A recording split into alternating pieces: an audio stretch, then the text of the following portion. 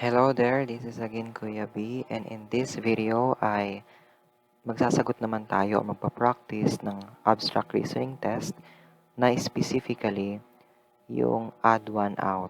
Okay? Or bibigyan kayo ng item tapos pipili kayo sa mga choices kung ano doon yung hindi kasama or yung dapat tanggalin. Okay? So, the items for this video ay mula sa imptuition.com.au. Okay, so sa number 1, alin kaya dito ang hindi kasama or ang naiiba? Okay, so you may pause the video and try to answer and then play again pag may answer na kayo. So, the answer for number 1 is letter D. So, bakit kaya letter D? Kasi pansinin niyo itong mga shape na to. Itong malaking shape na to, may shape din na ganyan sa loob pero mas maliit.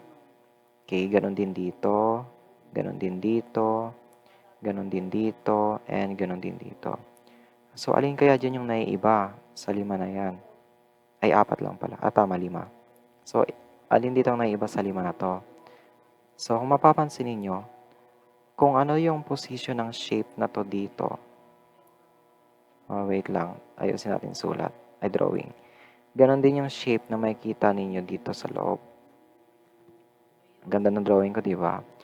So, ganon, same sila ng position. Samantalang dito, sa letter E, yan, sa letter E, to sa letter C, sa letter B, and letter A, ay nakatagilid na yung mga position ng shape sa loob. Diba? Tagilid na sila. Dito, same lang. So, yun yung dahilan kung bakit nakuha yung letter D. Okay? Same position ng shape sa labas at saka sa loob. Dito, mga nakatagilid na yung mga nasa loob na shape. Okay? So, sa number 2 naman tayo, alin kaya dyan yung naiiba or yung dapat tanggalin? Okay, pause the video again and play again kapag may answer na kayo. So, the answer for number 2 ay letter B. So, yan. Bakit kaya naging letter B? Okay, pansinin nyo tong shape na to. Di ba may shape tayo dito? Lahat yan, shapes yan, di ba? Tapos, hatiin mo siya sa gitna. Hatiin mo rin siya dito. Parang edge by edge. Ito din, hatiin ko din siya dito. Hatiin ko din siya dito. Edge siya, okay? Yung parang point na yan dyan. Dito din, hatiin ko siya sa gitna. Hatiin ko din siya sa paganyan. Edge. Sa edge din ito, tapos sa ibang kabilang edge. Ito din, sa kabilang edge. Ganon din dito. So, kung mapapansin ninyo, nung nahati ko na sila lahat, makikita nyo na agad kung alin dyan yung naiiba. Diba? Kasi dito, may shaded ka dito, may shaded ka rin dito. Ayan. So, yan yung pattern. Dito wala, dito wala. Dito meron, shade. Ito din, shaded. Shaded din dito. Dito wala, dito wala. Dito din, may shade siya dito. May shade siya dito. Sa kabila naman dito, wala. Walang shade. Dito, iba yung nangyari. Diba? Iba siya kesa dito sa 3 na to. Or sa 4 kasi dito ganun din eh. May shade, tapos dito wala. So, ito yung naiiba. Kasi dapat, nandito yung shade niyan at nandito. Tapos, dito dapat wala, tapos dito wala. Or di naman kaya, dapat yung shade niyan ay nandito sa mga gilid niya. Pwede naman dito yung shade niya. Ayan, may shade siya dyan. May shade siya dito. Tapos dito dapat wala. So, yan yung dahilan kung bakit siya yung naiiba. Kasi nung ginuhitan na natin by edge, yung pinakadulo nitong mga to, lahat tong mga tong 4 is pare-parehas na yung isang part ay both na may shade at yung isang part ay both na walang shade. Dito, hindi ganun yung nangyari, okay? Parang na half yung may shade, na half yung wala. Ganun din dito, na half yung walang shade, na half din yung may shade. So, dito din sa iba, okay? So, letter B yung sagot. Now, let's move on to number 3.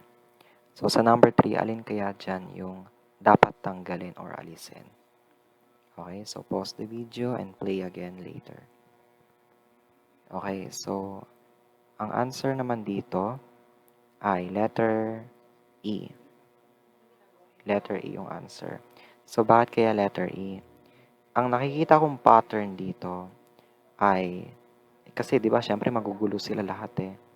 So, lahat naman may tagtatatlong shape. Dito din may tatlong shape. Dito din may tatlong shape, tatlong shape. Dito din tatlo. Dito din ay may arrow, may arrow, may arrow, may arrow, may arrow. Ang tinignan ko dito ngayon, yung mga point ng arrow nila. Yan, may mga paganyan. Okay? Dito din, ganun din dito, ganun din dito, ganun dito, ganun din dito, ganun din dito, ganun din dito. Dito naman, may isang paganyan nga, pero yung isa, nakikita nyo to, para siyang square or pa-box. Ayan, ang pangit ang drawing ko. Sensya nyo na. Ayan, naging para siyang pa-box. Okay? Better ba? So, ayan. Kaya ganyan yung sagot. Letter E kasi. Yung arrow nito ay iba sa arrow ng makikita mo dito. Okay? So, next, number 4. Alin naman kaya dito ang dapat tanggalin? So, the answer is letter B. Okay? So, bakit naman letter B ang sagot dito? O, gawin natin yung same na pattern na ginawa natin dito. Diba? Nagguhit ako dito ng mga parang, yan, mga patusok-tusok. Okay, o mga parang turo-turo ng arrow. Dito din, ganun gagawin natin. Sa arrow nito, ay papunta dito. Okay? O, wag muna yan kasi yan naman yung sagot eh. Dito din, may arrow na paganyan. Ito din, may arrow na paganyan. Ito din, may arrow na paganito. Na lahat nakaturo dito sa bilog na to. Okay? Ito din, nakaturo siya sa bilog, diba? Ito ngayon, yung medyo naiiba. Na oo nga, may arrow siya dito. Pero may arrow din naman siya dito. 'Di ba? So, dalawa yung arrow niya. Eh, ito tagi-isa lang naman na nakaturo. Okay? Kaya ito yung sagot. Ito yung dapat tanggalin. So, the last item ay number 5. Okay. I-pause niyo yung video and then i-play niyo ulit after niyo makuha yung sagot. I-assume na may sagot na kayo. Ano yung naging sagot niyo dito? Ang sagot ko dito is letter A. Bakit letter A? Sa dami-dami ng mga shapes na yan, at sa dami-dami ng pwede nyong makitang pattern, kapag una ninyong nakita yung pattern na pentagon na to, na nasa labas, okay, nasa labas siya, nakapatong siya sa lahat ng shape. Ang pangit talaga ng sulat ko, drawing.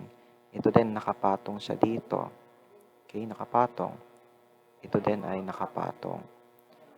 Ito din ay nakapatong. Kahit pa color dark siya ito. Light, light, dark, light. Diba? So, kung hahanapin mo dyan, asin ka dyan dapat yung kung tanggalin or dapat kung tanggalin. So, pag ito agad ang una mong nakita na ito ay nasa ibabaw, nasa ibabaw, nasa ibabaw, nasa ibabaw or nakapatong, makikita mo agad na ito yung naiiba kasi siya yung nasa ilalim. Hindi siya nakapatong. Okay, so letter A yung sagot.